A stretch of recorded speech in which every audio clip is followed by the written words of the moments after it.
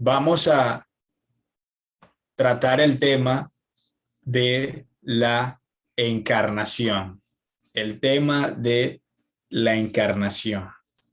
Este tema, mis hermanos, lo vamos a desarrollar con los siguientes encabezados. Lo primero que vamos a estar considerando es acerca de la realidad del logos preencarnado. ¿Sí? Vamos a ver eso a la luz de lo que nos indica el apóstol Juan en su evangelio. Luego vamos a tratar el tema de las profecías mesiánicas, esas profecías del Antiguo Testamento que apuntaron claramente a la venida del Logos, el Mesías prometido. Luego vamos a tratar el tema de la concepción milagrosa, esa concepción milagrosa que hubo en la encarnación del Logos. Luego vamos a tratar el tema del nacimiento virginal, un tema muy importante para la doctrina cristiana. No vamos a tratar nada católico acá, pero sí es importante que veamos el nacimiento virginal a la luz de las Escrituras. Luego vamos a hablar de la no pecaminosidad de Cristo, el Logos encarnado, su no pecaminosidad. Y finalmente vamos a tratar el tema de la crucifixión, la muerte y la resurrección. ¿Ok? Entonces, vamos a hablar en primer lugar de el Logos preencarnado. Yo quisiera que me acompañen al Evangelio de Juan, capítulo 1.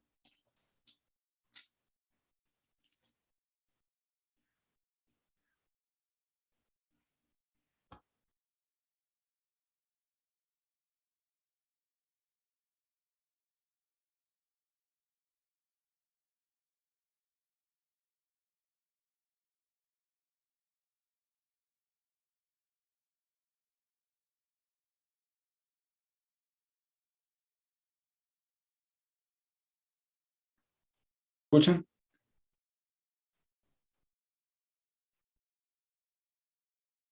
Hola. Capítulo 1. Creo que tuve una pequeña falla técnica. Juan capítulo 1, versículos 1 y 14. Noten lo que nos revela el apóstol Juan en este texto. En el principio era el verbo, y el verbo era con Dios, y el verbo era Dios.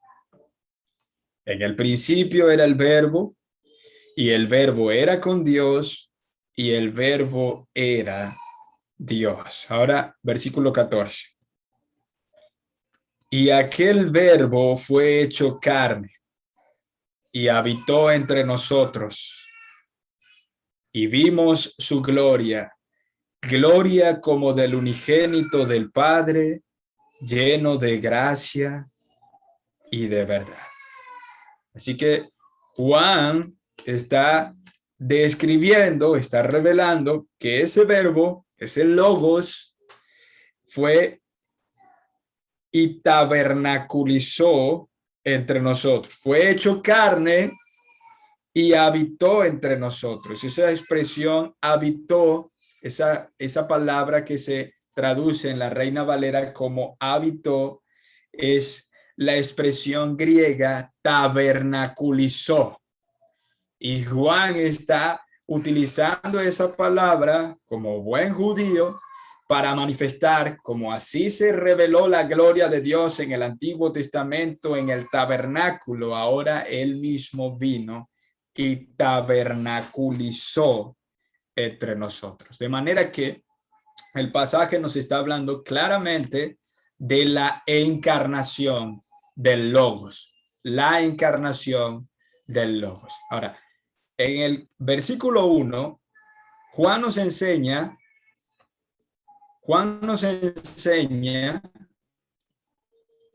varias cosas. Lo primero que notamos es que Juan relata la existencia del Logos, de Cristo, antes de la encarnación. Hermano, ¿y dónde se ve eso? Bueno, Juan habla de la eternidad del Logos cuando él expresa: en el principio era el verbo, en el principio era el Logos. Juan relata la existencia de Cristo, del Logos, antes de su encarnación. Y de hecho lo está relacionando con la creación en el comienzo. Noten que él afirma la eternidad del Logos cuando expresa el verbo ser, era, en el principio, era. El verbo ser, el verbo estar, ese principio en la mente de Juan está aludiendo a Génesis capítulo 1, versículo 1. Juan está revelando que antes de la encarnación, ese Logos, esa persona, estaba en el principio, cuando Dios estaba creando todo. De hecho, está hablando de que antes de la creación del universo, Génesis capítulo 1, versículo 1, ya el Logos existía. Ya el Logos era. Ese versículo 1 del capítulo 1, perdón, muestra un absoluto nominativo. ¿Cuál es ese absoluto nominativo? En el griego, mis hermanos, ese absoluto nominativo es en el principio. Y ese principio viene de la palabra griega argin. Argin. Esa palabra se utiliza o se utilizaba en la filosofía para aludir al comienzo ex nihilo de la creación. ¿Y qué es eso? Cuando hablamos de ex nihilo es cuando no había nada. Sí, solo Dios, nuestro Dios, tiene la facultad de crear cosas de la nada. Solo Él, de hecho, es la causa racional de toda la existencia, porque toda la materia que hay en el universo, el cosmos, todo lo que hay, solamente pudo venir de un ser inmaterial, Dios es espíritu, un ser infinito, eterno, autoexistente y todopoderoso para crear todo el universo y sostenerlo. Todo eso se comunica con la palabra argin. Ahora, noten cómo Juan está diciendo, en ese principio, cuando no había nada, ya era el Logos, ya existía. Así que Juan nos está revelando la existencia preencarnada del Logos. Mis hermanos, para el apóstol Juan, el Logos ya era antes de esa creación narrada en Génesis capítulo 1, versículo 1. De hecho, ustedes lo pueden constatar, versículos 2 y 3. Este era en el principio, otra vez, argin, con Dios. Todas las cosas por él fueron hechas y sin él nada de lo que ha sido hecho fue hecho. Esas son las mismas palabras que expresa el apóstol Pablo en Colosenses capítulo 1, versículo 16, un texto que explicó el pastor Gary Carter. Quiero recordárselos. Colosenses capítulo 1, versículo 16. Porque en él fueron creadas todas las cosas, las que hay en los cielos y las que hay en la tierra, visibles e invisibles. Ahí está, de la nada. Aún los espíritus, aún los ángeles, sean tronos, sean dominios, sean principados, sean potestades, todo fue creado por medio de él y para él. Y noten lo que dice el versículo 17. y Él es antes de todas las cosas, y todas las cosas en Él subsisten.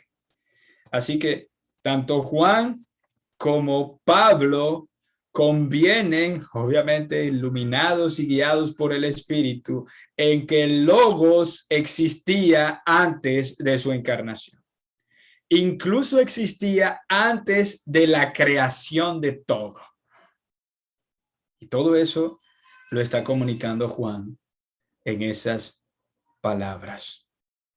Además, mi hermano o mis hermanos, el apóstol Juan afirma que ese Logos era con Dios.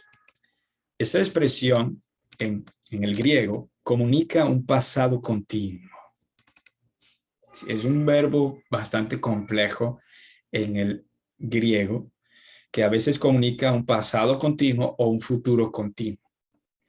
¿Dónde se determina si es pasado o futuro? Cuando uno entiende el contexto o la sintaxis, las palabras que rodean la expresión. ¿Sí? Es un verbo bastante complejo de interpretar que requiere que la persona que está haciendo la exégesis considere todas las palabras y todo el contexto de lo que se está diciendo. Ahora, ¿por qué se interpreta de que está hablando de un pasado continuo? Porque está hablando de la creación, antes de la creación? Esto ya ocurrió en el pasado. Ocurrió en el pasado para nosotros, ocurrió en el pasado para cuando Juan estaba expresando estas palabras. Juan, mis hermanos, estaba afirmando que en ese pasado eterno o en esa eternidad pasada, el Logos era con Dios. Además, está haciendo una distinción. ¿Se dan cuenta? Este es un texto extremadamente rico en teología, mis hermanos. Está hablando de la realidad de que el Logos existió antes de la encarnación, antes de la creación, estaba presente con Dios y por tanto era diferente a Dios. El Logos era autoexistente, eterno, infinito, todopoderoso, actuó en la creación, pero era diferente, era con Dios. Juan está aquí revelando el misterio de la Trinidad. ¿Y por qué es un misterio? Porque sigue diciendo, y el verbo era Dios. ¿Se dan cuenta? Ahora, yo espero que no me vayan a preguntar, no lo hicieron con el doctor Kisler, espero que no me vayan a preguntar a mí cómo se entiende o cómo se explica la Trinidad. Pues yo les voy a decir que no lo sé. Lo que yo sé es que es bíblico. Y si algo es bíblico, es verdadero. Y aquí tenemos una prueba contundente de eso. Ese Logos existió antes de su encarnación, ya existía, ya era. Él es el co-creador de todas las cosas, el autor del universo, pero al mismo tiempo era diferente del Padre, pero al mismo tiempo era igual al Padre. Es el Logos, era diferente de Dios, pero al mismo tiempo era Dios. Hay una distinción clara que Juan nos hace notar.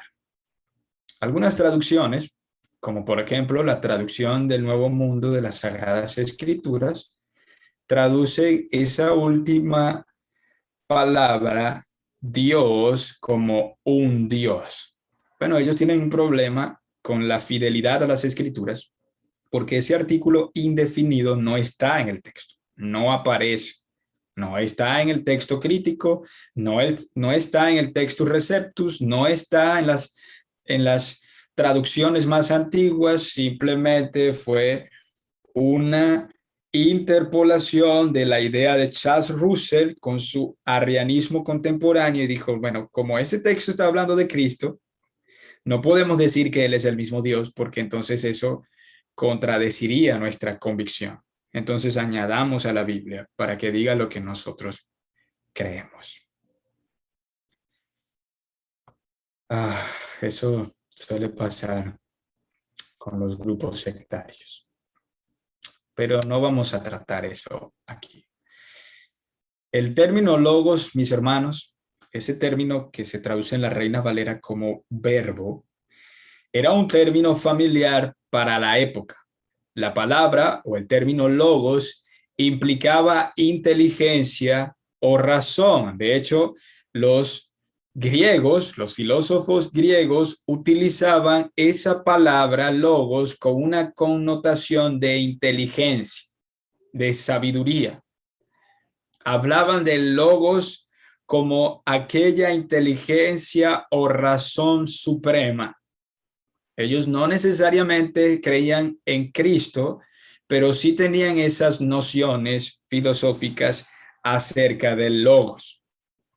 Ahora, noten cómo Dios muestra en la Biblia que ese logos era como algunos filósofos estaban comprendiendo que era la inteligencia, la sabiduría, la razón de Dios. Vamos a verlo en Isaías capítulo 40. A veces nosotros, y particularmente en nuestro contexto venezolano, se rechazan mucho los conocimientos filosóficos, los conocimientos teológicos, los conocimientos culturales, los conocimientos folclóricos, etc., etc., etc.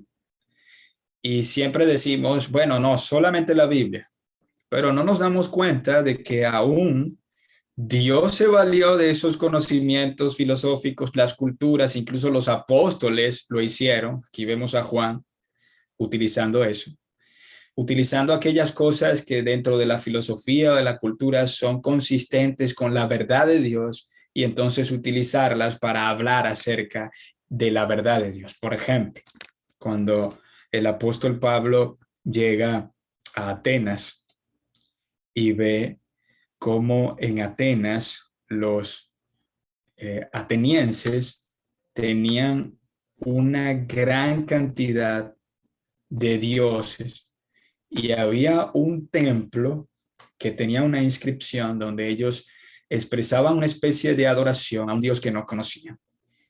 Y dice la Biblia que el apóstol Pablo se enardecía por eso. Pero cuando él está hablando a los atenienses en el Areópago, él les dice, pasando por vuestros santuarios, hallé una inscripción que decía, el Dios no conocido. Bueno, ese Dios que ustedes no conocen y que no tenían ninguna imagen y que supuestamente le rendían adoración. Bueno, ese Dios que ustedes no conocen, ese es el Dios del cual yo vengo a hablarles. Así que vemos que aún los apóstoles se valieron de los conocimientos de los hombres, la filosofía, la cultura, para predicar el evangelio. Y eso nos debe enseñar a nosotros que no está mal, especialmente aquellos que sirven en el contexto de la iglesia, estudiar las filosofías contemporáneas, los pensamientos, las ideologías. Necesitamos conocer eso, necesitamos estar preparados para presentar defensa del evangelio. Ahora noten cómo dice Isaías 40, 28. Isaías 40:28.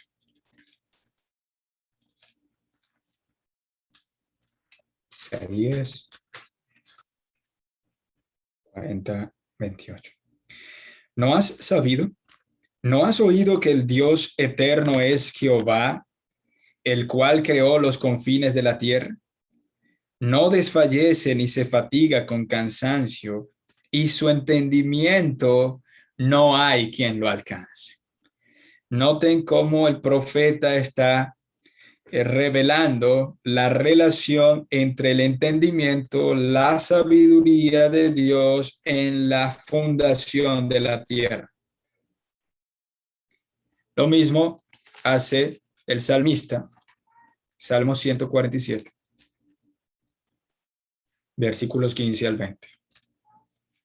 Hay muchos textos más, por causa del tiempo, no vamos a considerarlos todos. Pero vamos a leer el Salmo 147. Versículos 15 al 20. Él envía su palabra a la tierra, velozmente corre su palabra. Da la nieve como lana y derrama la escarcha como ceniza. Echa su hielo como pedazos. Ante su frío, ¿quién resistirá? Enviará su palabra y los derretirá. Soplará su viento y fluirán las aguas. Ha manifestado sus palabras a Jacob, sus estatutos y sus juicios a Israel. No ha hecho así con ninguna otra de las naciones, y en cuanto a sus juicios, no los conocieron. Aleluya. Así que noten cómo el salmista muestra que cuando Dios envía la palabra, cuando Dios emite la palabra, esa palabra hace la nieve, esa palabra crea el hielo, esa palabra crea el universo, crea las aguas, el viento, crea todo. Eso es lo que vemos en Génesis capítulo 1, versículos 1 al 3. En el principio creó Dios los cielos y la tierra. Y dice, y dijo Dios, sea la luz, y fue la luz. Así que vemos esa relación del logos con la sabiduría, la inteligencia, el entendimiento y el poder creativo de Dios. Hermanos, el internet dice inestable. No sé si me escuchan, ¿me pueden confirmar que me escuchan?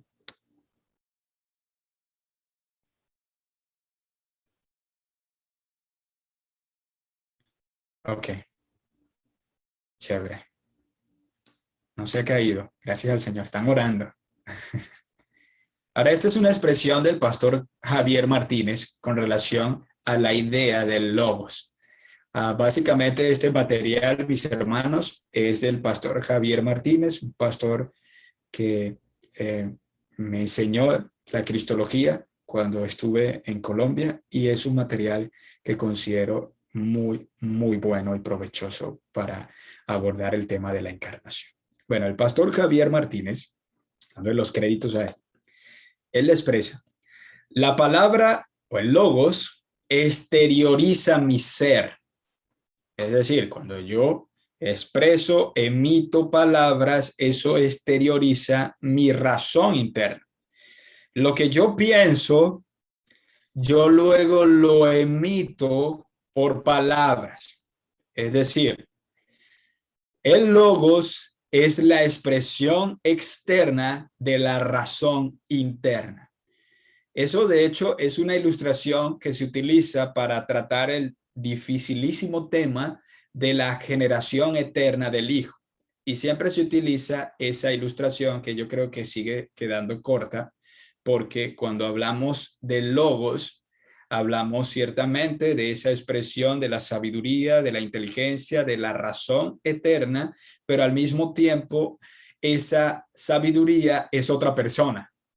Y allí es donde nosotros terminamos concluyendo que no existe ninguna analogía que sea capaz de equipararse con el misterio de la Trinidad, lo cual es consecuente con la santidad de Dios, porque Él es incomparable. ¿Ok? Entonces, vemos claramente en Juan capítulo 1, versículo 1, que el Logos existía, era antes de su encarnación.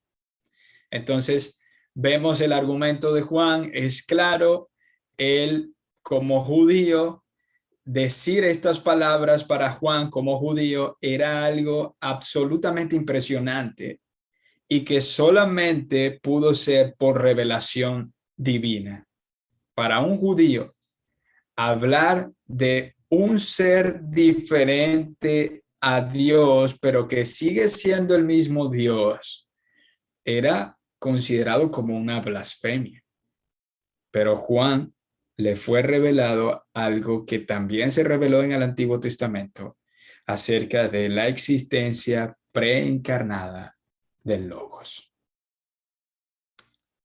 Vamos a verlo en Hebreos, capítulo 1. Vamos a considerar nada más eso. Hebreos, capítulo 1, versículos 1 al 3.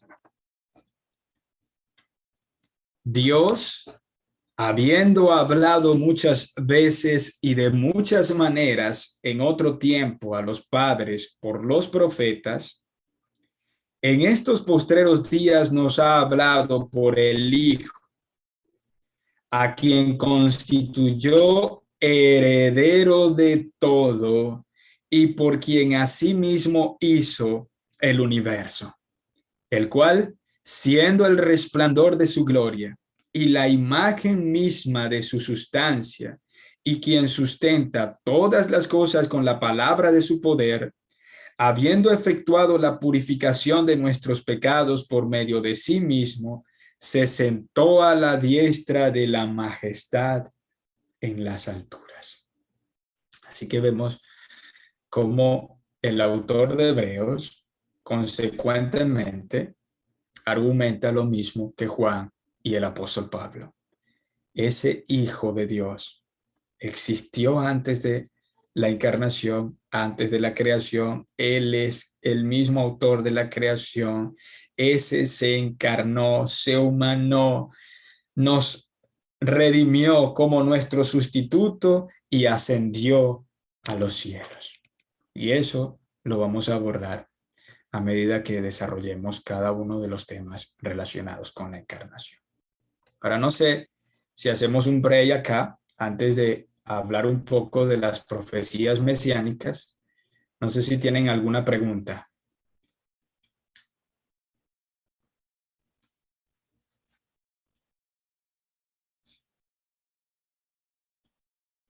¿Pudiera ser esa connotación de inteligencia de lo que se agarra el gnosticismo?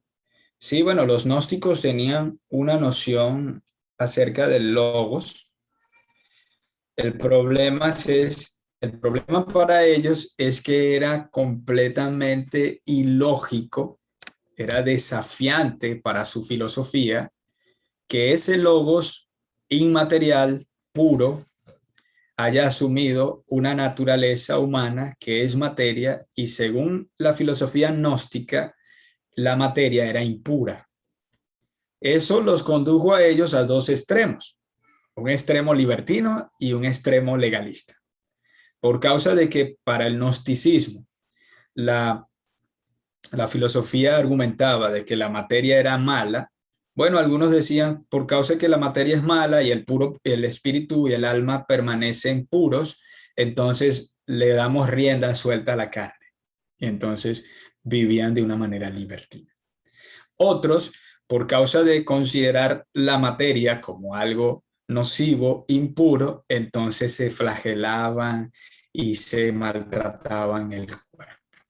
Bueno, por eso para ellos era inconcebible de que ese logos eterno haya asumido una naturaleza humana. Pero aquí vemos claramente que en efecto lo hizo. Y ahora lo vamos a ver a medida que desarrollemos nuestros encabezados. Hermano, no me quedó claro sobre la palabra arjín. Bien, esa palabra arjín es la palabra que se traduce en Juan capítulo 1, versículo 1 como principio. ¿Sí? Y esa palabra arjín es un sustantivo. Aquí está.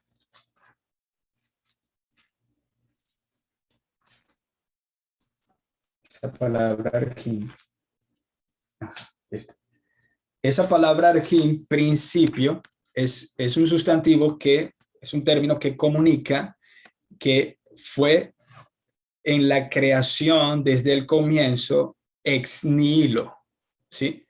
De hecho, los mismos griegos utilizaban esas palabras para aludir al hecho de cómo comenzó todas las cosas, cómo comenzó todo el universo desde la nada, ¿sí? Entonces, no notar esa palabra y que Juan la utilice en el capítulo 1, versículo 1, para hablar acerca del logos, nos muestra claramente de que antes de que existiera todo el universo, ahí estaba presente el logos. Y de hecho se interpreta de una manera más clara con el versículo 3. Todas las cosas por él fueron hechas. Si revisas la traducción del Nuevo Mundo de las Sagradas Escrituras, ellos van a colocar en ese versículo 3, lo hacen los testigos de Jehová, todas las corchete, otras cosas. ¿Y por qué colocan otras cosas? Porque el editor, los traductores, Russell y todos los que estaban detrás de esa versión de los testigos de Jehová, entendieron la palabra arjí.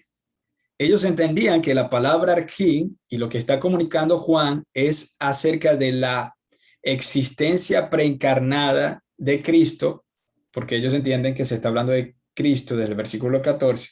Y entonces, para poder hacer que la Biblia en este capítulo dijera lo que ellos creen, entonces interpolaron la palabra otras. Y ustedes lo van a notar, aparece en corchete.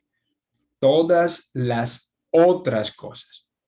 Bueno, ahí no solamente tienen un problema con la integridad y la fidelidad de las escrituras, sino que además tienen un problema con la física, porque la física y la ciencia nos enseña que todas las cosas, la energía no se crea ni se destruye, solo se transforma. Ya todos los componentes y toda la materia que hay en el universo es increable nuevamente. O sea, todo se hizo desde un comienzo. Y por eso tienen un problema los testigos con la ciencia y con la Biblia.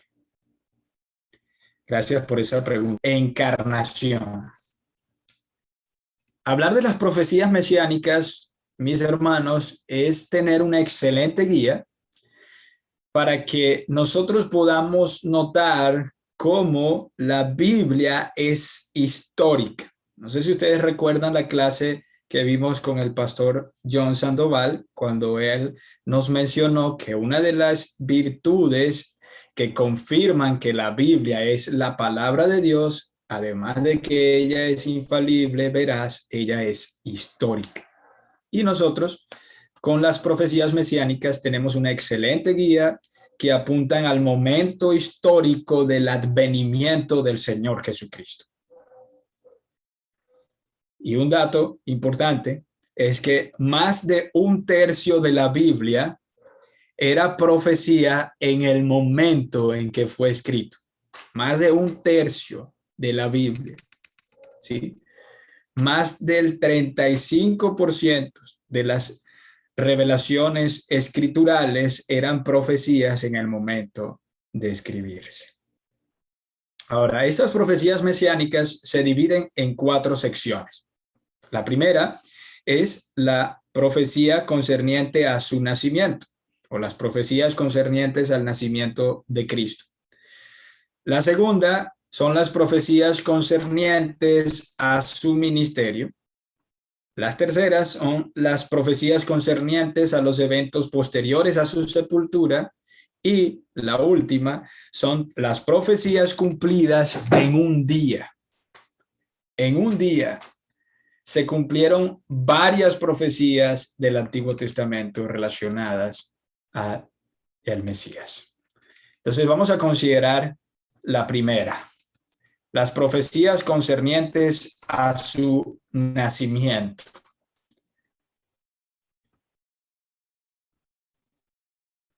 Vamos a ver cómo en Génesis capítulo 3, versículo 15 y en Isaías capítulo 7, versículo 14, se nos dice que el Mesías nacería de una mujer. Génesis capítulo 3, versículo 15. Génesis capítulo 3, versículo 15. Y pondré enemistad entre ti y la mujer, y entre tu simiente y la simiente suya. Esta te herirá en la cabeza y tú le herirás en el calcañar.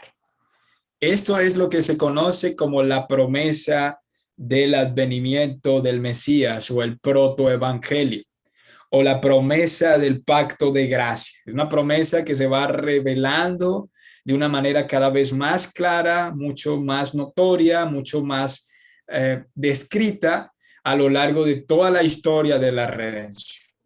¿Y cuál es la promesa? Bueno, que van a ser uno de la simiente de la mujer que va a aplastar la autoridad del demonio. Uno que nacerá de la simiente de la mujer que aplastaría la cabeza del maligno, una autoridad que se le concedió desde el mismo instante en que entró el pecado en el mundo. Aunque el maligno iba a terminar hiriéndole en el calcañar, iba a haber una herida, pero en medio de esa herida, esa simiente prometida iba a aplastar a la serpiente.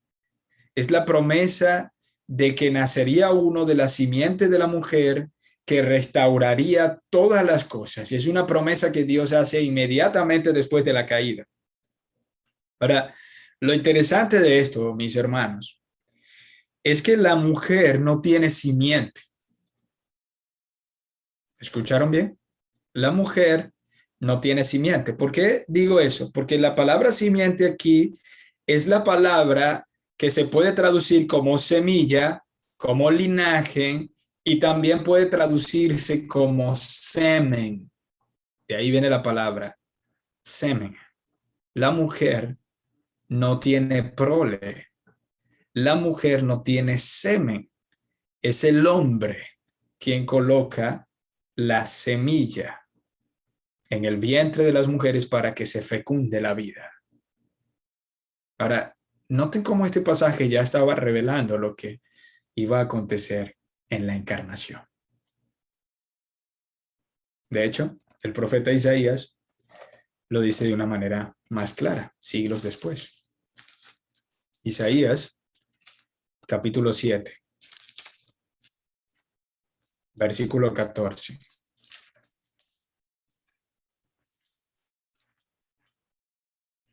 Por tanto, el Señor mismo os dará señal. He aquí que la Virgen concebirá y dará a luz un hijo y llamará su nombre Emmanuel.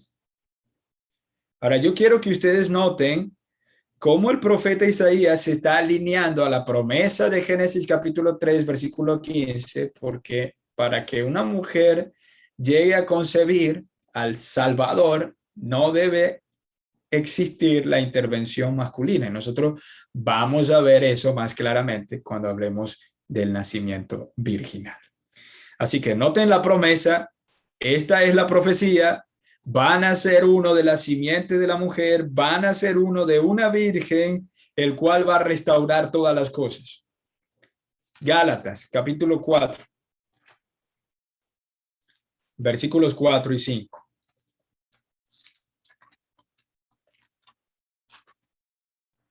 El apóstol Pablo dice, pero cuando vino el cumplimiento del tiempo, Dios envió a su Hijo, nacido de mujer y nacido bajo la ley, para que redimiese a los que estaban bajo la ley, a fin de que recibiésemos la adopción de hijos. Mateo capítulo 1, versículo 18.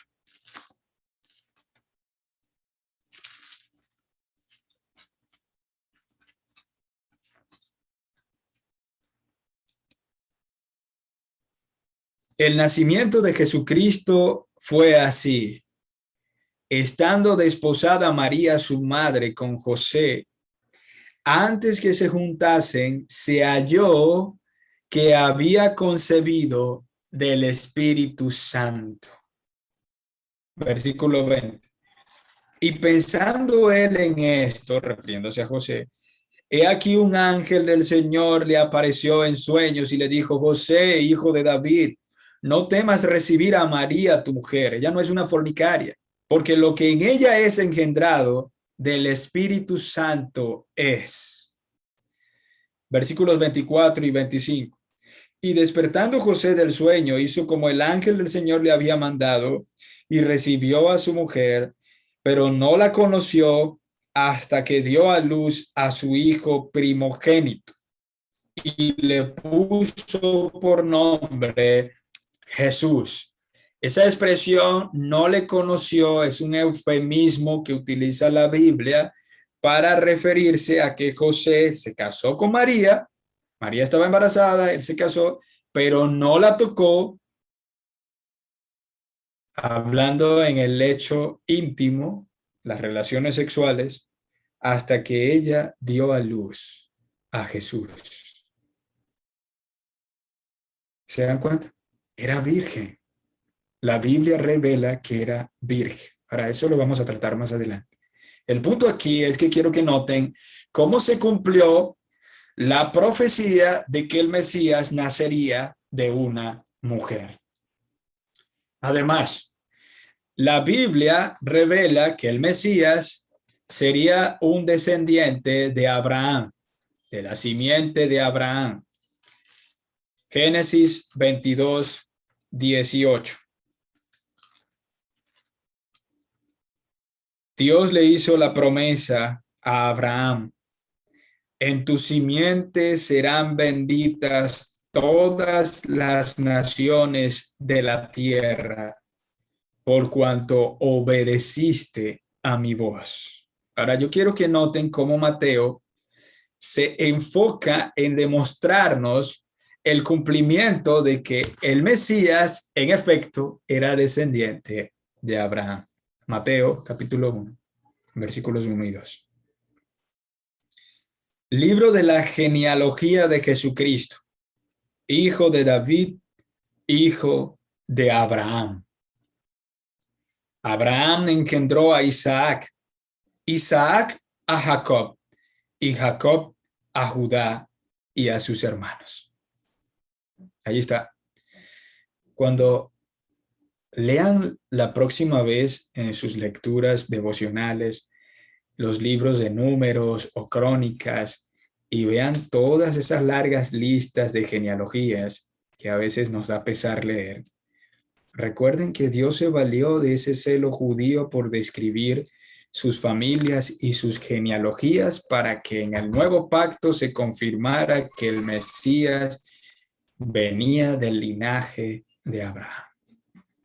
Y eso les va a ayudar para que esa lectura no sea una lectura fastidiosa. Así que vemos que el Mesías venía del linaje de Abraham y vemos claramente cómo se cumple esa profecía. Además, se declaró en el Antiguo Testamento de que el Mesías vendría a su vez de la simiente de Isaí, el padre de David. Isaías, capítulo 11, versículos 1 al 3. Saldrá una vara del tronco de Isaí y un vástago retoñará de sus raíces. Y reposará sobre él el espíritu de Jehová, espíritu de sabiduría y de inteligencia, espíritu de consejo y de poder, espíritu de conocimiento y de temor de Jehová. Y le hará entender diligente en el temor de Jehová. No juzgará según la vista de sus ojos, ni arguirá por lo que oigan sus oídos. Es una profecía mesiánica. Está hablando del reinado del Mesías y está diciendo el profeta que el Mesías saldría del linaje de Isaí. Ahora noten cómo Lucas nos confirma el cumplimiento de esa profecía. Lucas capítulo 3. Versículos 23 y 32. Jesús mismo, al comenzar su ministerio, era como de 30 años, hijo, según se creía, de José, hijo de Elí. Versículo 32. Sigue todo el linaje, lean todo el texto, pero por causa del tiempo vamos al versículo 32. Hijo de David, hijo de Isaí, hijo de Obed, hijo de Booz, hijo de Salmón, hijo de Naasón, hijo de Isaí, padre de David. Así que el Mesías, en efecto, nació del linaje de Isaí. En Miqueas capítulo 5, versículo 2, se nos dice que el Mesías nacería en Belén. Miqueas capítulo 5, versículo 2. Pero tú, Belén Efrata, pequeña para estar entre las familias de Judá, de ti me saldrá el que será Señor en Israel, y sus salidas son desde el principio, desde los días de la eternidad. Ahora noten cómo Mateo lo confirma. Capítulo 2, versículo 1. Cuando Jesús nació en Belén de Judea, en días del rey Herodes, vinieron del oriente a Jerusalén unos magos, tal cual como lo dijo el profeta Miqueas. El Mesías nació en Belén. Jeremías capítulo 31, versículo 15. Voy a hacer algunos comentarios. Yo les animaría a que ustedes apunten y luego puedan constatar cada uno de los pasajes, porque si no el tiempo no nos va a rendir. ¿Ok? Así que en Jeremías capítulo 31, versículo 15, ustedes notarán que el profeta profetiza la matanza de los niños por ocasión del nacimiento del Mesías. Y en Mateo capítulo 2, versículo 16, el evangelista, el apóstol, nos muestra cómo se cumplió esa profecía. Herodes entonces, cuando se vio burlado por los magos, se enojó mucho y mandó matar a todos los niños menores de 2 años que había en Belén y en todos sus alrededores, conforme al tiempo que había inquirido de los magos. Así que vemos el cumplimiento de la profecía de Jeremías. Ahora, esas profecías son concernientes al nacimiento de Cristo. Ahora vamos a considerar en segundo lugar las profecías concernientes a su ministerio. En Isaías capítulo 40, versículo 3, el profeta Isaías anuncia al mensajero que precedería al Mesías. Y ese mensajero iba a tener las mismas cualidades ministeriales, proféticas, no en señales, pero sí en mensaje y en autoridad que Elías. Y luego vemos en Mateo capítulo 3, versículos 1 al 3, que ese mensajero fue Juan el Bautista. En aquellos días vino Juan el Bautista predicando en el desierto de Judea y diciendo: arrepentíos, porque el reino de los cielos se ha acercado. Pues este es aquel de quien habló el profeta Isaías cuando dijo: voz del que clama en el desierto, preparad el camino del Señor, enderezad sus sendas. Ahí está el cumplimiento del profeta que precedería al Mesías. Isaías capítulo 9, versículo 1, nos dice que el Mesías comenzaría su ministerio en Galilea. No coloqué el texto, pero nosotros sabemos, si han leído los evangelios, que Jesús principió su ministerio justamente en Galilea. De hecho, Marcos capítulo 1 nos habla acerca de eso. En Malaquías capítulo 3, versículo 1, nos dice que el Mesías entraría en el templo. Y vemos el cumplimiento de esa profecía en Mateo capítulo 21, versículo 12. En Zacarías capítulo 9, versículo 9, se nos dice que el Mesías entraría en Jerusalén montado en un asno.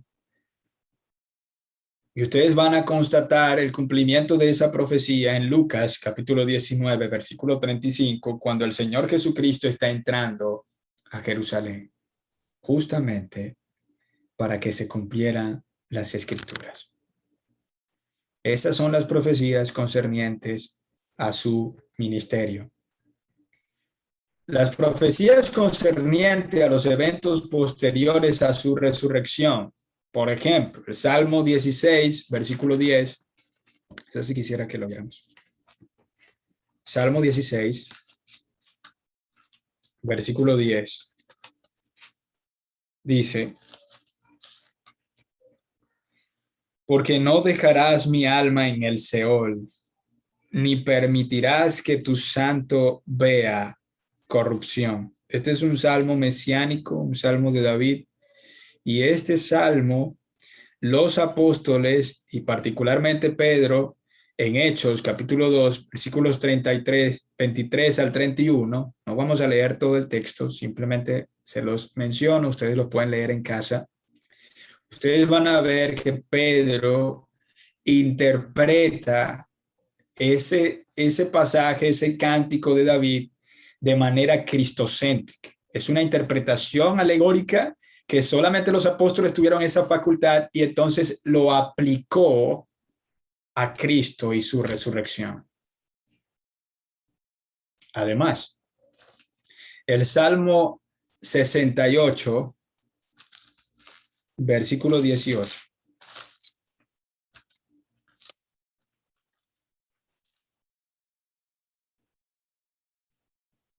Dice: subiste a lo alto, cautivaste la cautividad, tomaste dones para los hombres y también para los rebeldes, para que habite entre ellos Jehová Dios.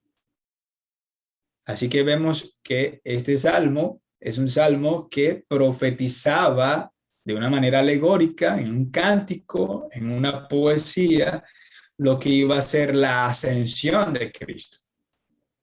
Y eso el apóstol Pablo, en Efesios capítulo 4, versículos 8 al 12, celebra la victoria del cumplimiento de esa profecía en Cristo. Y de hecho, Pablo interpreta cuando Jesús asciende, él reparte dones a todos sus discípulos, a toda la iglesia, para que le sirvan y procuren el avance de su reino. Para el Salmo 110, versículo 1.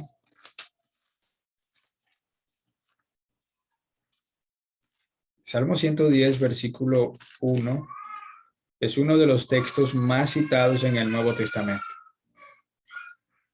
Dice: Salmo de David, Jehová dijo a mi Señor, siéntate a mi diestra hasta que ponga a tus enemigos por estrado de tus pies.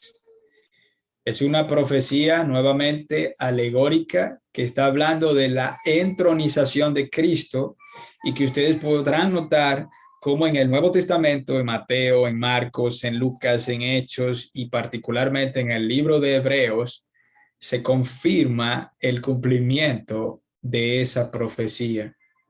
Cuando Cristo ascendió a los cielos con un cuerpo humano glorificado, demandando, como dice el Salmo 24, la entrada a la gloria y siendo entronizado, sentado a la diestra del Padre.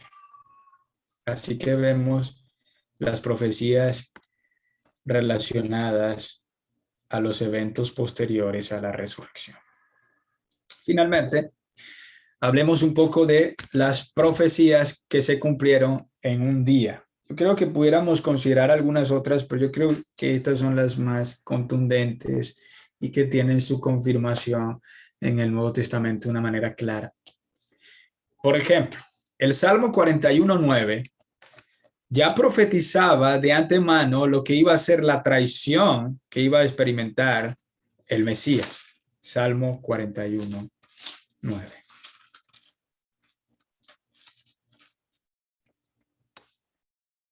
Aún el hombre de mi paz, en quien yo confiaba, el que de mi pan comía, alzó contra mí el calcañar. Ustedes notarán cómo los apóstoles interpretaron esas palabras del salmista con la traición de Judas. Y lo pueden ver en Mateo 26, 48, 49, Mateo capítulo 10, versículo 4. Además, Zacarías capítulo 11, versículo 12.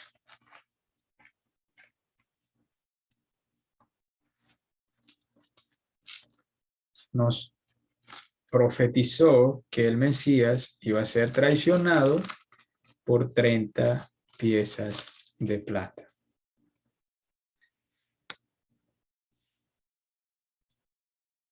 Y les dije, si os parece bien, dadme mi salario, y si no, dejadlo. Y pesaron por mi salario 30 piezas de plata. Nosotros sabemos que ese fue el monto por el cual Judas se vendió para traicionar a Cristo. Salmo 35:11 nos revela que él iba a ser acusado falsamente. Salmo 35:11.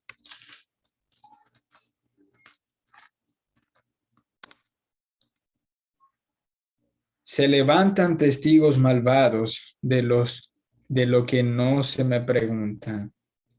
Me devuelven mal por bien para afligir a mi alma.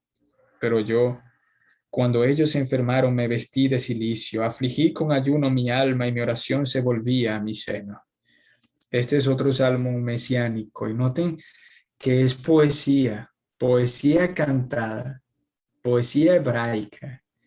Y entonces el Salmo 35:11, el apóstol Mateo lo interpreta en Mateo 26, 61, 62, hace un comentario para aplicárselo e interpretar eso como una profecía que se cumplió en Cristo.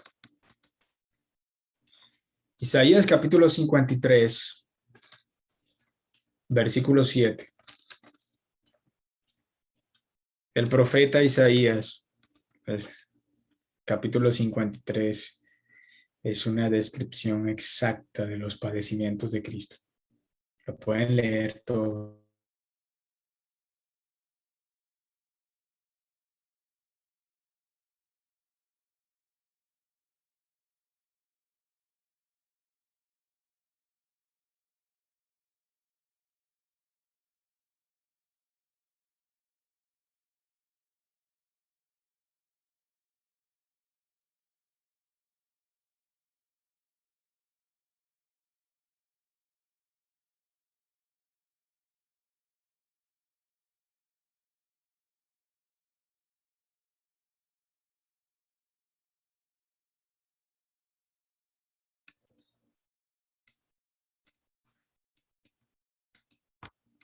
Entonces, les decía que el profeta Isaías declaró cómo el Mesías enmudecería ante sus acusadores y vemos justamente al apóstol Mateo en su evangelio mostrar en el capítulo 27, versículos 12 al 19, cómo se cumplió esa profecía.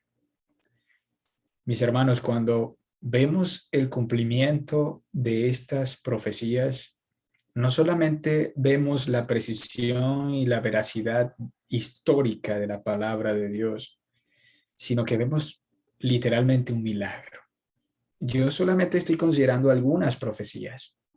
Hay muchas. Les dije que leyeran Isaías 53 y cuando lean todo el capítulo ustedes van a notar cómo se cumplió una profecía que fue descrita 700 años antes de la encarnación de Cristo. Cómo se cumplió al pie de la letra. De manera que estamos viendo literalmente un milagro para que se cumpla.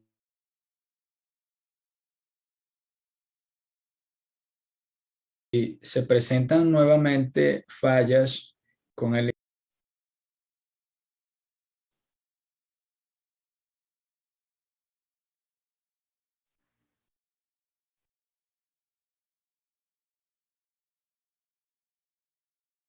Pregunta, María Elisa.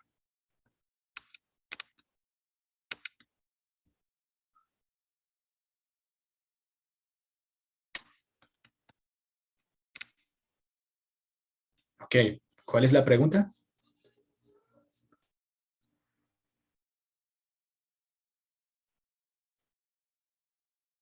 ¿No hay preguntas entonces? ¿Seguimos? O María Elisa debe estar escribiendo. Ok, chévere.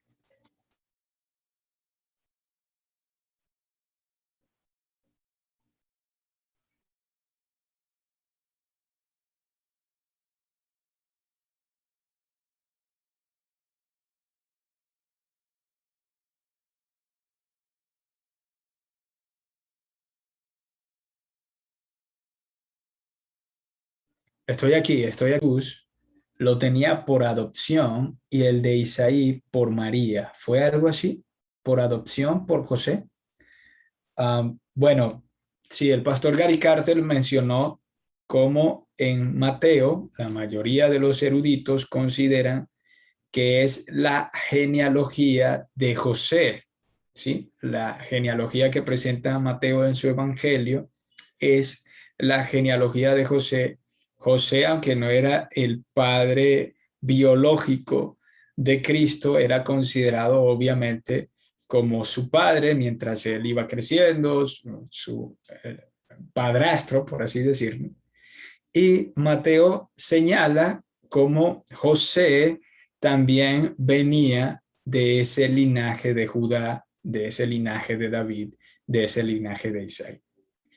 Cuando vemos la genealogía de Lucas, Lucas tiene el propósito de mostrar cómo María también procedía del linaje de David, el linaje de la simiente prometida. De manera que ambos evangelistas nos están mostrando cómo Cristo o en Cristo se cumplieron las profecías relacionadas a la genealogía o las profecías dadas de las promesas dadas a Abraham, a Jacob, a David y todas esas promesas, todas esas profecías relacionadas a su linaje. De manera que, en efecto, podemos decir que una presenta la genealogía de José, o sea que aunque José era su padrastro, también venía del linaje prometido, y lo mismo en cuanto a su madre. ¿Sí? Yo creo que sí. ¿Está claro? Les ruego que me excusen, creo que mi hija amaneció hoy un poquito llorona. Ok, ¿no hay más preguntas? Hermano Juan Peña.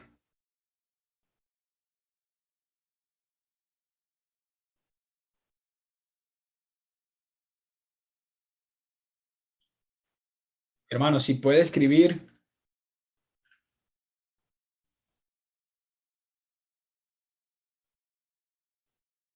Hola,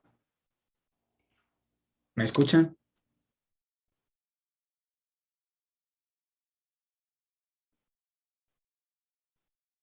Ok, hermano Juan, ¿algún comentario, alguna pregunta?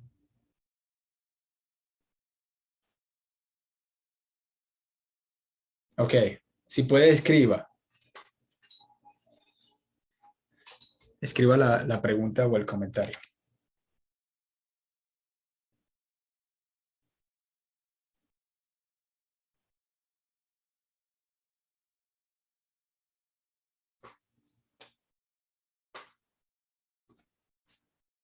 No, estamos en la sección de preguntas.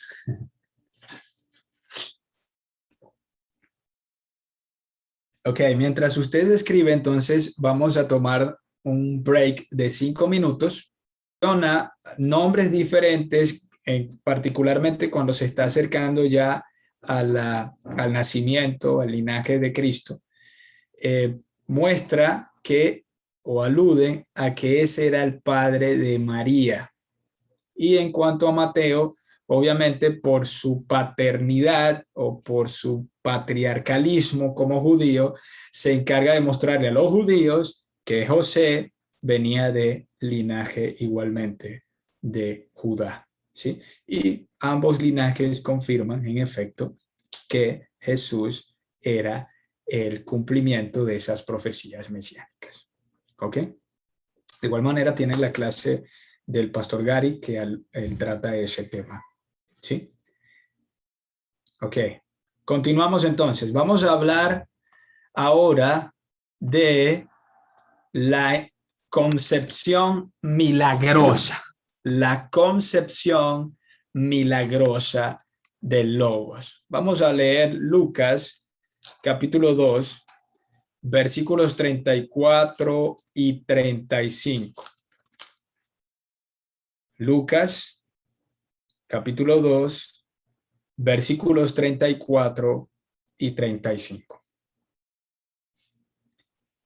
Y los bendijo Simeón y dijo a su madre María: He aquí, este está puesto para caída y para levantamiento de muchos en Israel, y para señal que será contradicha.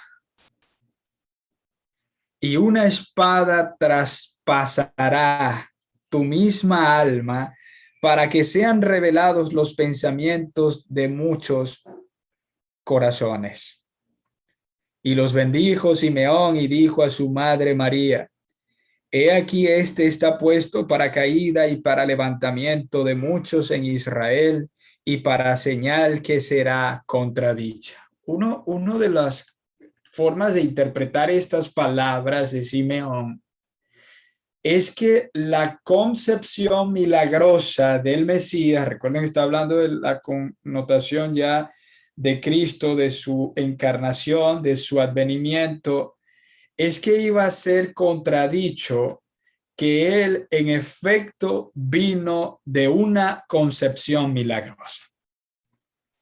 Lo que nosotros vamos a ver de esta doctrina son 4 verdades particulares.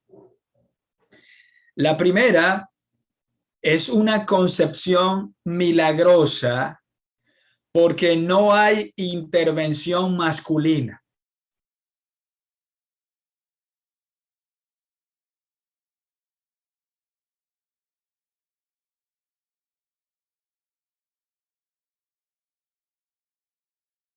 Acerca de esa concepción milagrosa.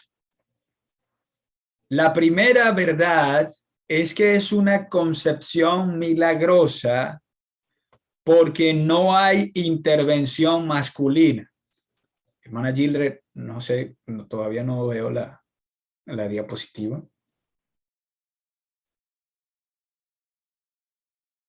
Voy a intentar yo, mientras estoy conectado al computador, y tenla allí, pero prevenida al bate, así como para botarla de jonrón.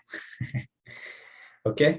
Voy a proyectarlo acá mientras estoy conectado por aquí para continuar. ¿Sí? ¿Me confirman que la ven?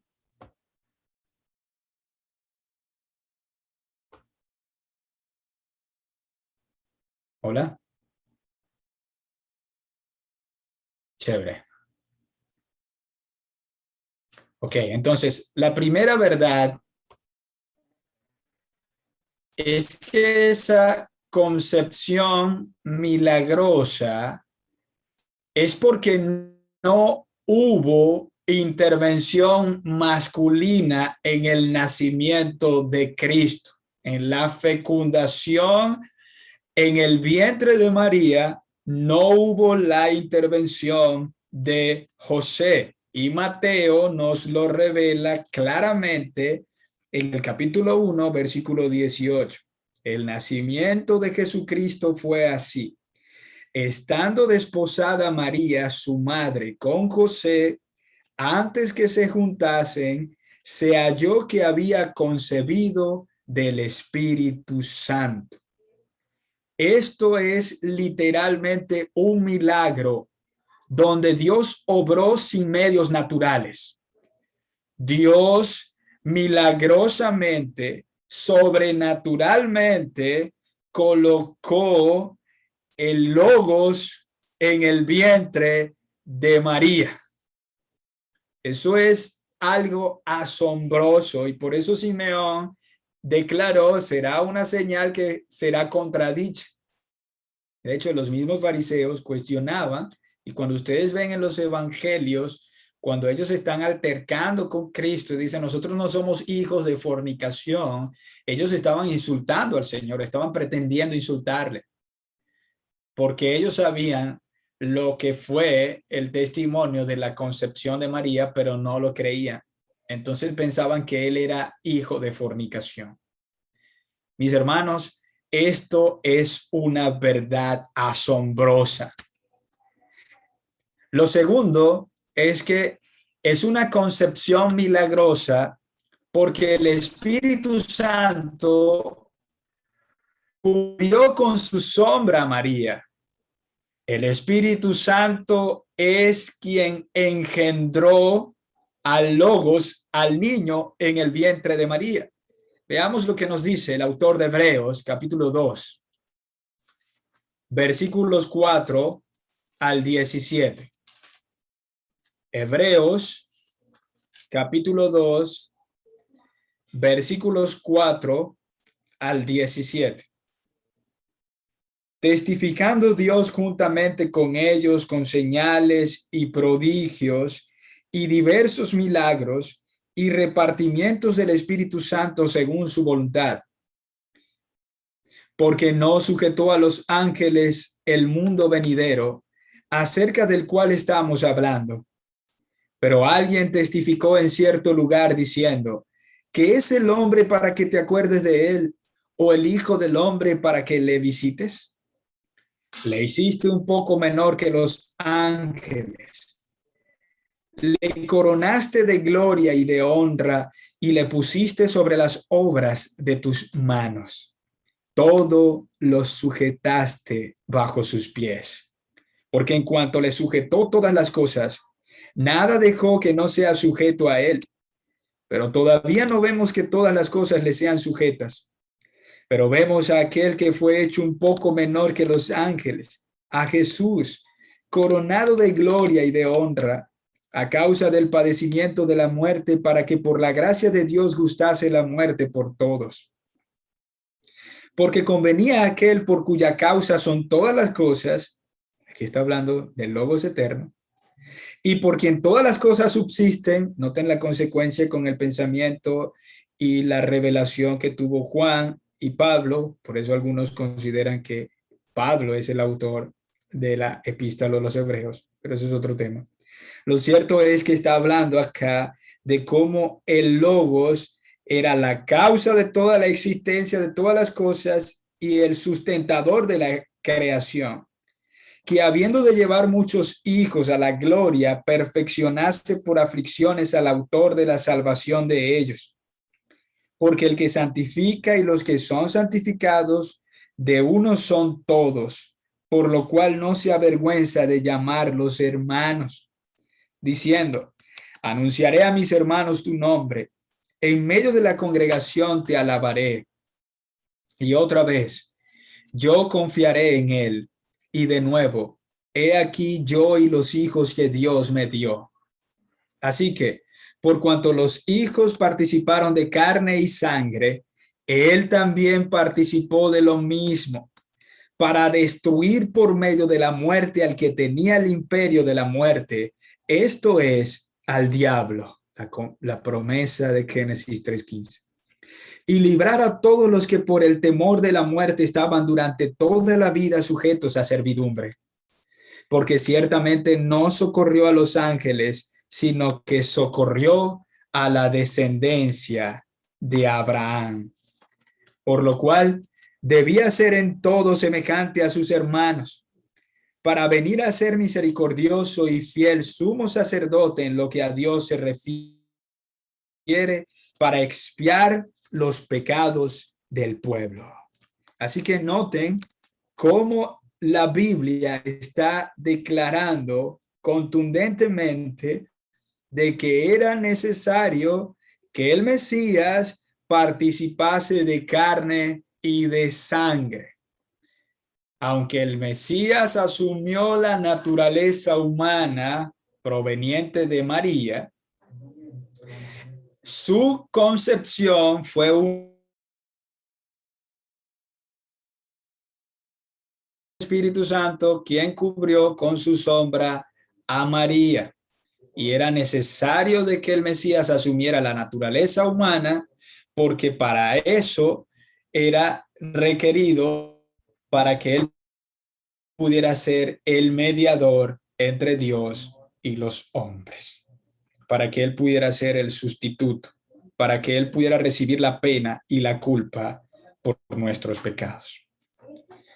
Ahora, noten cómo señala, para que Jesús fuera nuestro Salvador. Hermanos, él debía ser un descendiente legítimo de Adán. No había otra manera, porque la culpa la tenemos todos los descendientes de Adán. Por tanto, para que el Logos pudiese ser el Salvador y el Redentor, él debía ser también un descendiente legítimo de Adán.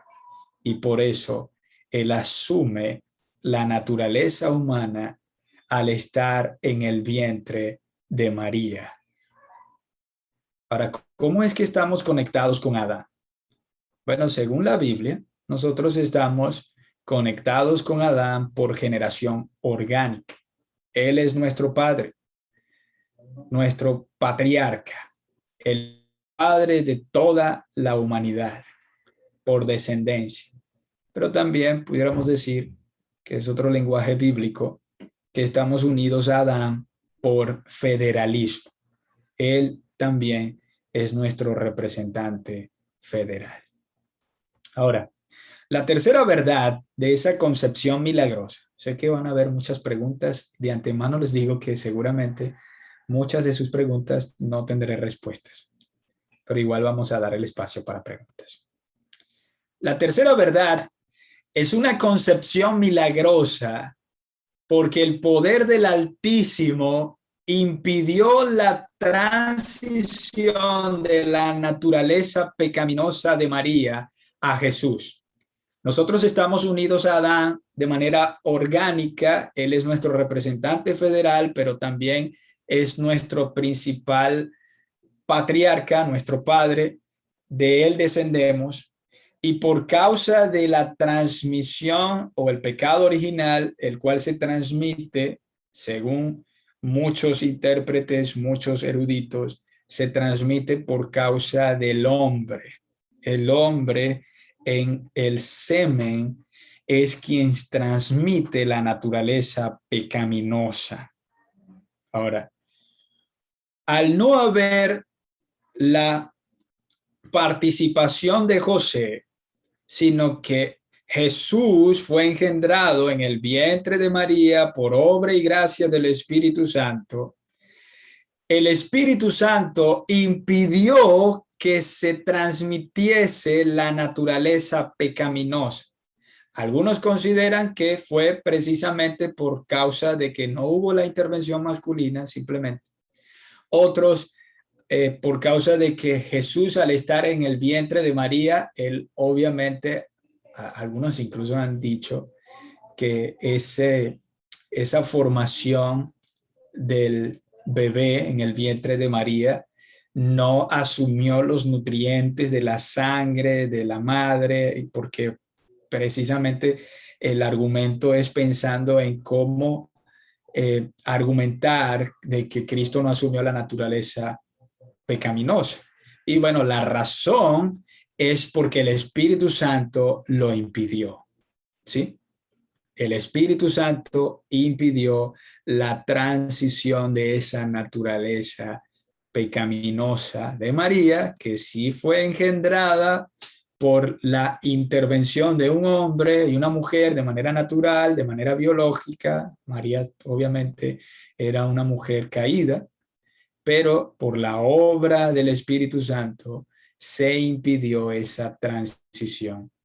Vamos a verlo en Lucas, capítulo 1. versículo 35.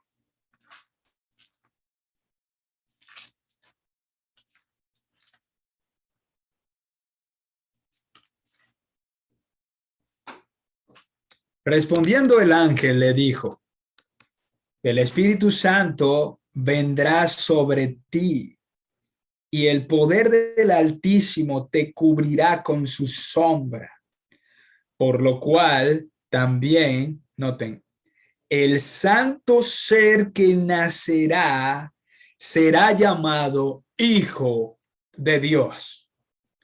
Noten cómo el ángel le está declarando a María que ese bebé iba a ser santo. No se ha dicho en ninguna ocasión en la historia de la redención que un bebé haya nacido santo. Todos los bebés nacen con la simiente del pecado.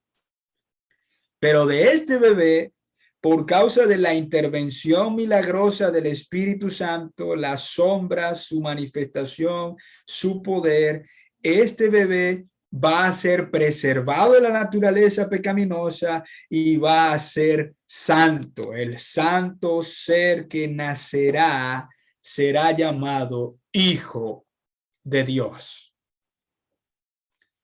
Hebreos capítulo 4, versículo 15. Esto lo vamos a tratar más adelante cuando hablemos de la no pecaminosidad de Cristo. Porque no tenemos un sumo sacerdote que no pueda compadecerse de nuestras debilidades, sino uno que fue tentado en todo según nuestra semejanza, pero sin pecado. Ahí está. Uno que fue tentado en todo como cualquier ser humano.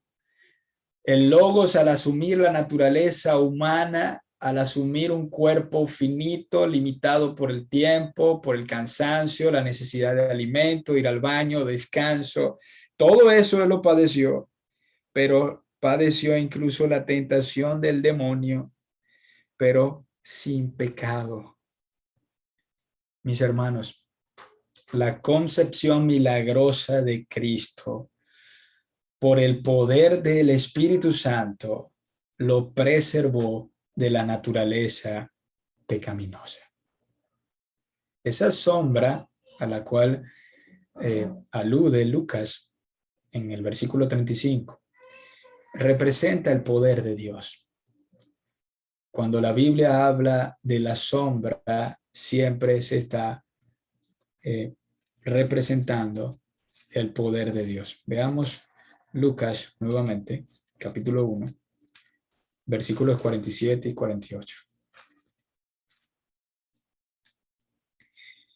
Y mi espíritu se regocija en Dios, mi Salvador, porque ha mirado la bajeza de su sierva. Pues he aquí, desde ahora me dirán, bienaventurada todas las generaciones. Aquí notamos que la Inmaculada Concepción fue algo exclusivo de Cristo y no de María. Cuando María habla de su bajeza, y noten cómo ella reconoce que Dios mismo es su Salvador, ella necesitaba un Salvador porque ella estaba en una condición de bajeza por causa de ser descendiente de Adán. María era una pecadora como usted y como yo. Quizá las chicas se sientan más identificadas por ser una fémina. Era una mujer común y corriente como tu hermana que estás escuchando. Quizá algunas de ustedes son madres. Bueno, ella era una mamá común y corriente como cualquiera de ustedes, que tuvo un proceso natural en el desarrollo de su embarazo, pero que la concepción de ese bebé en su vientre fue milagrosa, fue una obra portentosa del Espíritu Santo. Así que podemos hablar de la Inmaculada Concepción, ¿no? Ese es un término católico, por eso el título acá es la Concepción Milagrosa.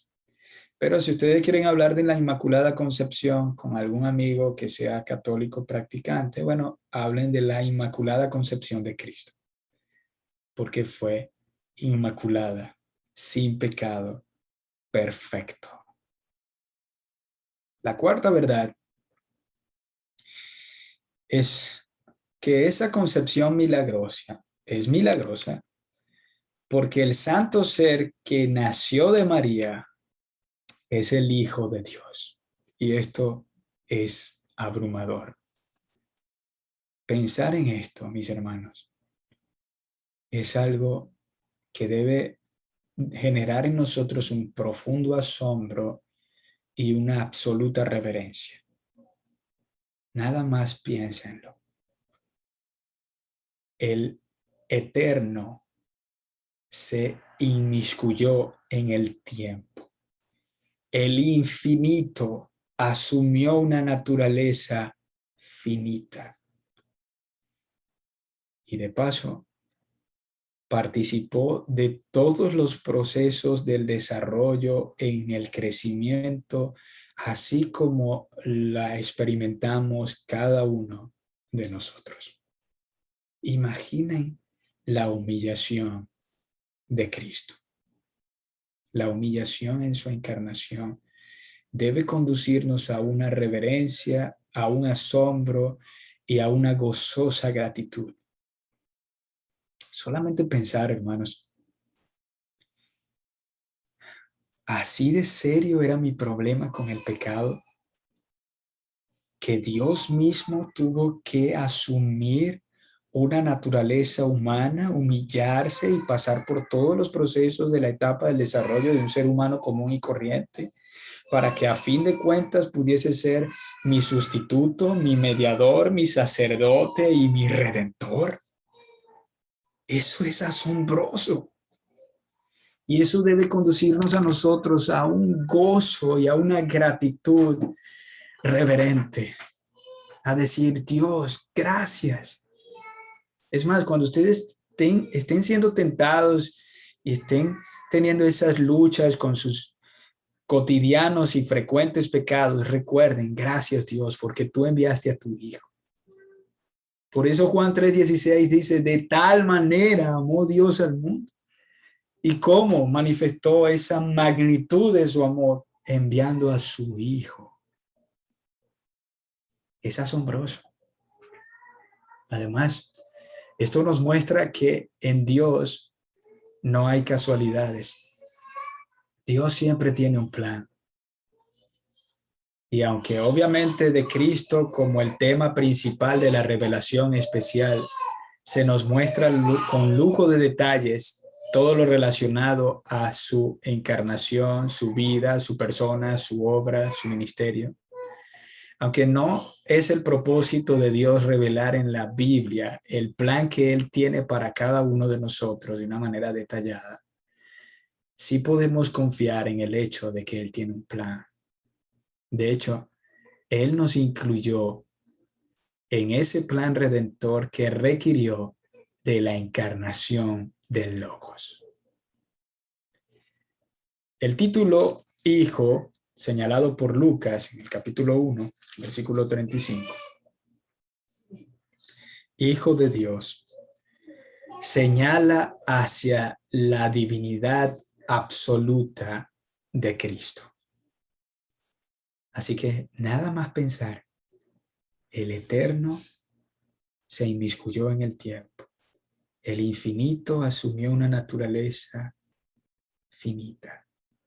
Debe conducirnos a la adoración y al asombro y la gratitud. Bueno, les voy a dejar esos textos para que lo vean en casa. Juan 5:25, Juan 9:35 y Mateo 14:23. Voy a pasar a la parte del nacimiento virginal, porque ya se acerca el mediodía Y bueno, vamos a dejar las preguntas de estos dos aspectos para el final, en cuanto a la concepción milagrosa y ahora el nacimiento virginal. Aquí voy a ir un poco veloz para que nos dé el tiempo, ¿ok? Lo primero que vamos a ver en cuanto al nacimiento virginal es esa afirmación del ángel Gabriel cuando él le dice a María que nada hay imposible para Dios. Porque María dice, ¿cómo va a suceder esto? ¿Cómo voy a tener un bebé si no conozco varón? Bueno, y el ángel le responde, tranquila María, nada hay imposible para Dios. Además, ese texto que acabamos de ver uh, en Lucas capítulo 2, hay una declaración en esas palabras, el cántico de María y la respuesta al ángel, donde ella dice, aquí la sierva del Señor, hágase conmigo conforme a tu palabra. Esa declaración de María comunica que ella era también una mujer común y corriente, una mujer descendiente de Adán, una mujer que necesitaba del Señor y del Salvador. De hecho, ella se somete gozosamente a la voluntad soberana, el plan soberano de Dios. Hágase conmigo conforme a tu palabra. Yo creo que todas las mujeres que están escuchando ahora mismo pudieran identificarse con María en asumir esa piedad como mujer de sumisión a Dios. Hágase conmigo conforme a lo que tú dices en tu palabra. Ahora, en Lucas capítulo 1, desde el versículo 39 al 45, vemos que todo lo relacionado a este nacimiento virginal incluye la sorpresa de Elizabeth, la pariente de María. Ella expresa en el versículo 42, sorpresa. Noten. Y exclamó a gran voz y dijo, bendita tú entre las mujeres y bendito el fruto de tu vientre. Esa sorpresa la expresa ella a gran voz, fue un grito, bendita tú entre las mujeres. El versículo 43 muestra el reconocimiento explícito de Elizabeth. ¿Por qué se me concede esto a mí que la madre de mi Señor, la madre de mi Señor venga a mí? Solamente por iluminación, revelación del Espíritu Santo. Elizabeth pudo decir esas palabras, la madre de mi Señor.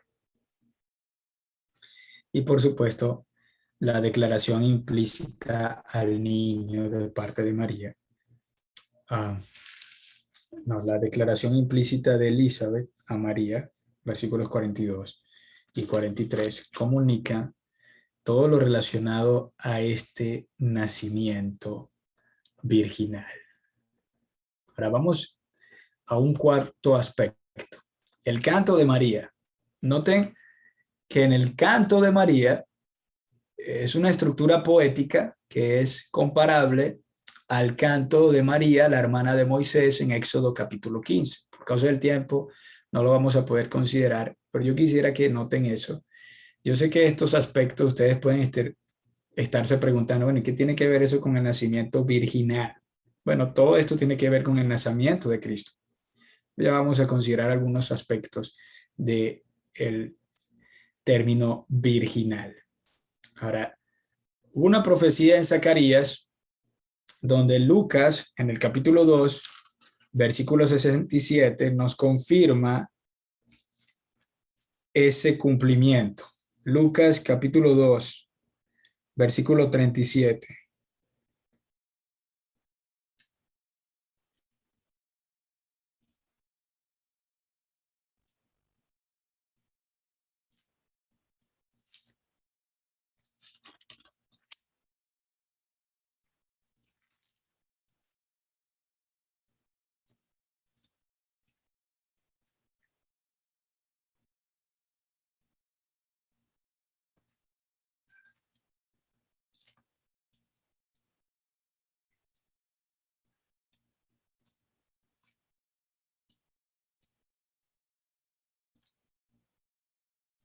Capítulo 1, hermanos.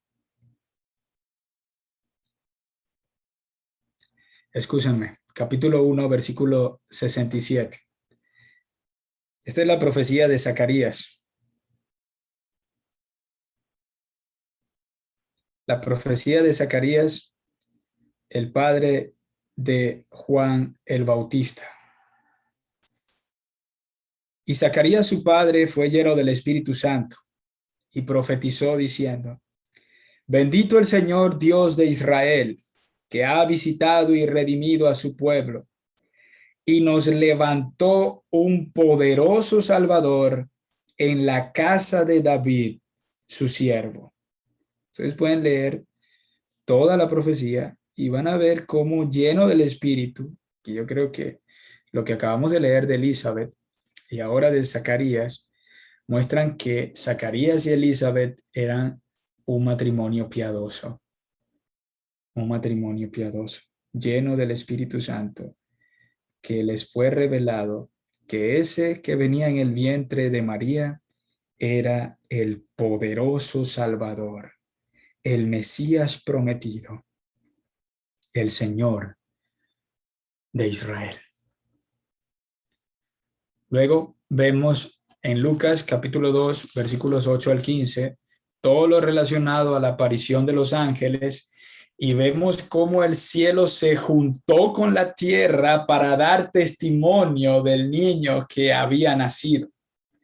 Vemos, de hecho, la adoración de parte de los ángeles en el versículo 14, gloria a Dios en las alturas y en la tierra paz, buena voluntad para con los hombres. ¿Y cuál es esa buena voluntad a la cual estaban aludiendo los ángeles en su cántico? Porque Dios envió a su Hijo. Dios envió a su Hijo. Esa es la buena voluntad para con los hombres. Dios envió a su Hijo al mundo para redimir a los hombres. El cielo se juntó con la tierra para dar testimonio del niño que nació. Todo esto está relacionado a ese nacimiento virginal. Ahora, lo séptimo que quisiera mencionarles es la visita de los pastores. Todo esto está en Lucas capítulo 2, versículos 15 al 20.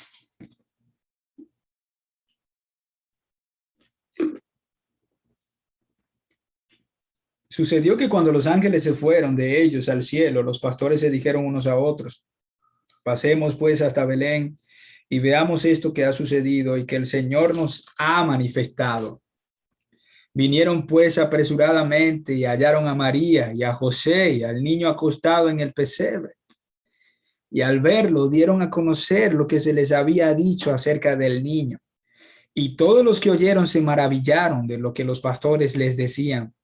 Pero María guardaba todas estas cosas, meditándolas en su corazón. Y volvieron los pastores glorificando y alabando a Dios por todas las cosas que habían oído y visto como se les había dicho. ¿Y quiénes le dijeron eso? Los ángeles. Ha nacido el Hijo de Dios. Lucas enfatiza que esos pastores comunicaron el mensaje tal cual como lo recibieron de parte de los ángeles. El nacimiento de Cristo, mis hermanos, fue planeado por Dios y por eso fue anunciado de manera profética. Fue anunciado, fue proclamado y fue cumplido.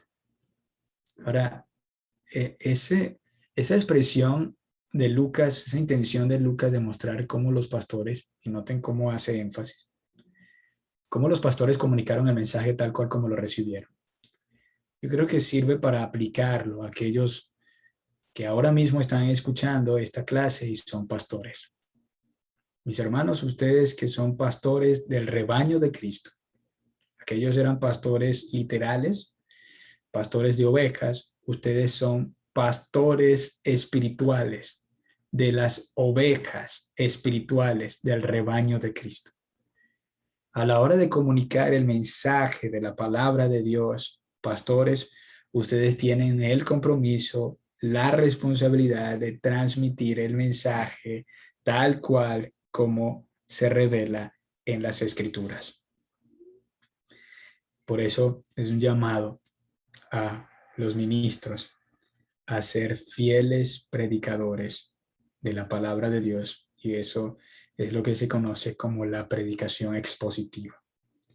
Y aquellos que no son pastores, no son hermanos que están pastoreando una iglesia, pero son creyentes y escuchan, hermanos, los que ustedes necesitan, de todo corazón se los digo, es que sean expuestos a pastores que sean fieles a la predicación bíblica, porque eso es lo que va a nutrir sus almas.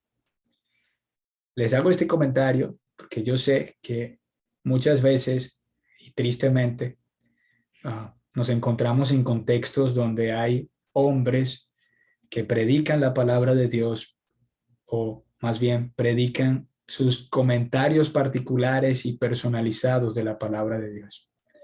Y la consecuencia de eso es que no hay edificación, no hay piedad, no hay crecimiento en la santidad, y es trágico.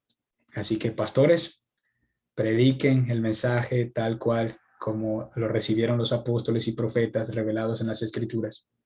Y hermanos, asistentes a iglesias, procuren buscar pastores que les prediquen el mensaje tal cual como lo revelan las Escrituras.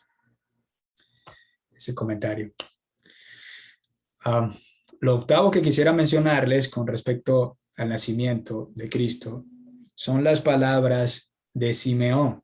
Lucas, capítulo 2, versículos 25 al 35.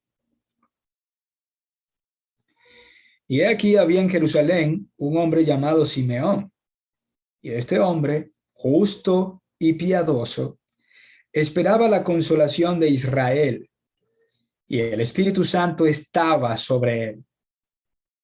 Y le había sido revelado por el Espíritu Santo que no vería la muerte antes que viese al ungido del Señor.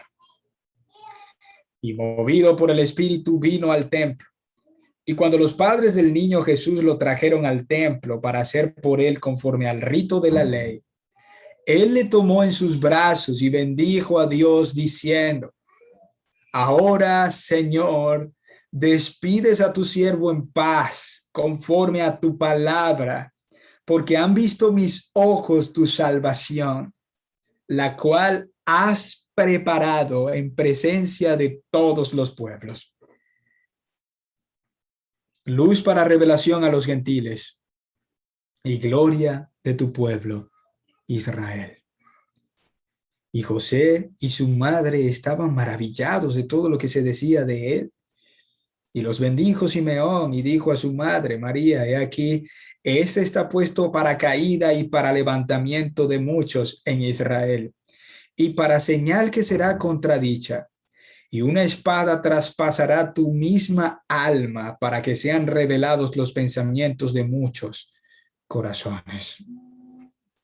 Así que vemos las palabras de Simeón, vemos el énfasis de que ese niño que estaba siendo presentado en el templo conforme al rito de la ley iba a ser circuncidado.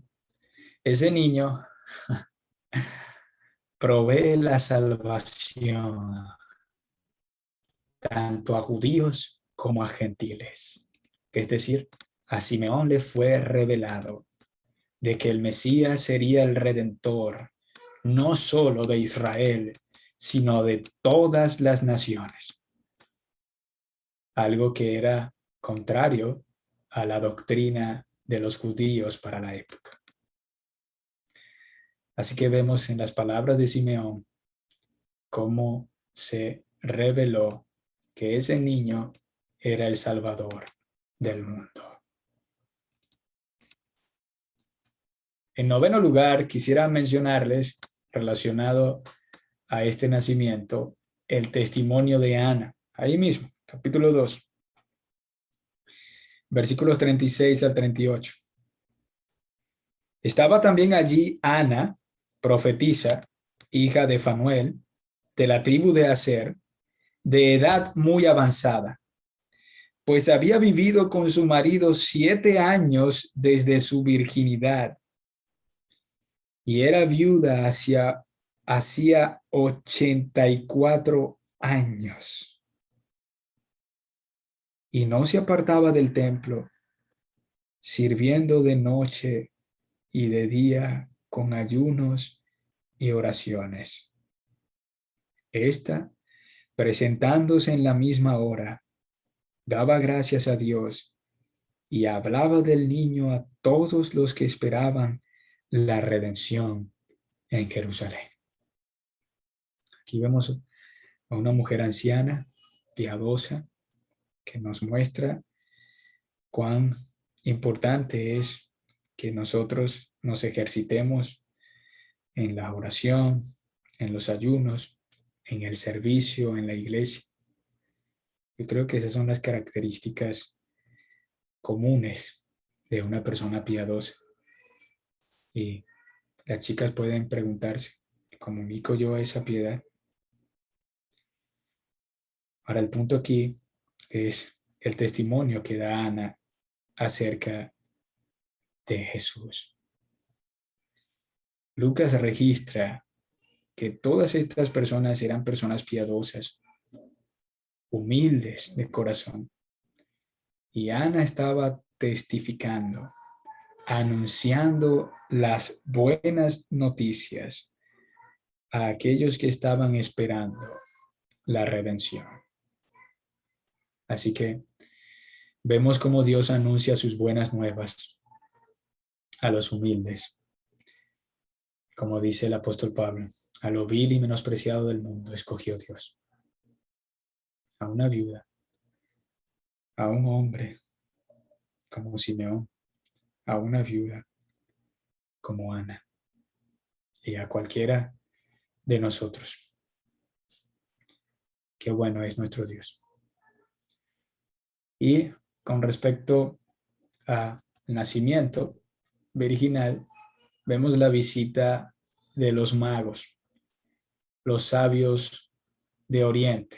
Esa expresión magos que utiliza Mateo es una expresión que aludía a unos sabios, no eran unos reyes magos como celebramos el 6 de enero, no, sino que eran unos sabios, eran unas personas sabias que formaban parte de la casta sacerdotal de los persas. De hecho, esa palabra magos aparece en el texto griego de Daniel, en capítulo 1, versículo 20, capítulo 2, versículo 10, en la Septuaginta, la versión griega del Antiguo Testamento, se utiliza esa misma palabra en cada uno de esos capítulos. Este relato tiene el objeto, Mateo, de mostrarnos cómo ese niño que había nacido era adorado, reverenciado como un rey. Esa casta sacerdotal persa que vino desde Oriente, que ofrecieron incienso, oro y mirra, esos ofrecimientos, esas ofrendas que hicieron al niño que acababa de nacer, eran las ofrendas que para la época se acostumbraba a dar a los reyes. Y no solamente a los reyes, sino a los reyes de renombre. Era un reconocimiento que comunicaba la majestad de su reinado. Ahora piénsenlo. Estos sabios persas estaban rindiendo esta ofrenda a un niño que acababa de nacer. Acababa de nacer. No tenía méritos, no tenía esfuerzo, todavía no era notorio su reinado. Pero ellos ya le estaban reconociendo como un rey. Y no solamente era un rey, sino que a pesar de ser un bebé, que es lo asombroso, era el rey de reyes y señor de señores. Ahora vemos todos estos elementos relacionados al nacimiento de Cristo. Cuando hablamos de ese nacimiento virginal, obviamente estaríamos redundando porque es algo que se trata o que tratamos ya en la concepción milagrosa. De manera que en cada uno de los encabezados que consideramos podemos decir que hablamos ya del logos preencarnado, tratamos el tema de las profecías mesiánicas, consideramos el milagroso tema de la concepción de Cristo y acabamos de compartir del nacimiento virginal. Si usted quiere, coloque simplemente el nacimiento de Cristo. Ahora estaríamos pendientes para el próximo sábado para hablar de la no pecaminosidad de Cristo y finalmente de su crucifixión, su muerte y resurrección. Entonces, Dios mediante, el próximo sábado, a la misma hora, por el mismo canal, vamos a abordar esos dos últimos encabezados. No sé si tienen alguna pregunta que no sea difícil.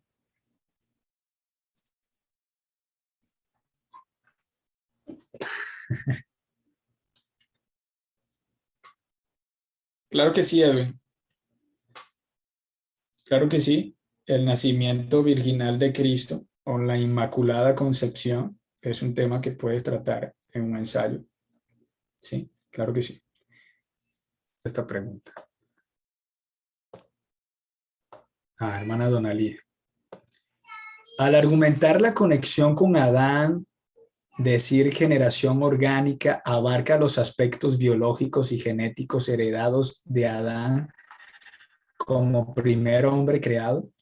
Y al decir federalismo se refiere es a la representación de la raza humana, no desde la genética, sino desde el género representado. Sí, totalmente, hermana. Así es. Nosotros, por generación orgánica, tenemos todos los aspectos biológicos, genéticos y espirituales heredados de Adán, ¿sí? Digo espirituales porque eso es lo que se conoce como el pecado original, la transmisión del pecado de Adán, la transmisión de su desobediencia se da ahora a toda su posteridad y eso es lo que nos da luz a los que somos padres para comprender por qué esos niños tan pequeñitos fácilmente y naturalmente hacen lo malo, mienten, se rebelan, son desobedientes, se quejan, hacen berrinches, quieren hacer su voluntad porque piensan que son el centro del universo. Y en cuanto a las cosas buenas, hay que trabajarlas. El mal lo traen de fábrica gracias a la caída, el pecado original. Y cuando hablamos de el género representado, el federalismo, es que definitivamente, aunque nosotros no estuvimos en Adán, o no estuvimos con Adán en el Edén, sí estábamos representados en él. Y por eso él es nuestra cabeza federal. Y al estar unidos a él biológicamente, todos nosotros traemos las consecuencias de la caída, la muerte, el pecado, la desobediencia, las enfermedades, todo lo que trajo la entrada del pecado en el mundo. Pablo habla claramente de eso en Romanos capítulo 5, versículo 12. ¿Sí? Buena pregunta, hermana. Gracias. ¿Alguna otra pregunta?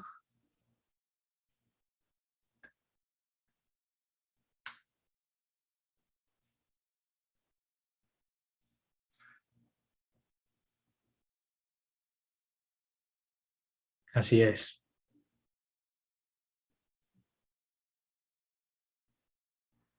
Sí, así es, hermano Juan. Yo creo que uno de los peligros que tenemos cuando nos familiarizamos mucho con algo es que dejamos de apreciarlo. Es como cuando alguien va por primera vez a la playa y resulta que cuando va por primera vez a la playa va notando todo con lujo de detalles a lo largo del camino y se asombra por las maravillas de la creación, la naturaleza, los árboles, todo lo que hay en el camino hacia la playa. Y luego al llegar, al contemplar el mar, todo lo que es la arena, el cielo, el clima, uno de verdad se deleita en eso.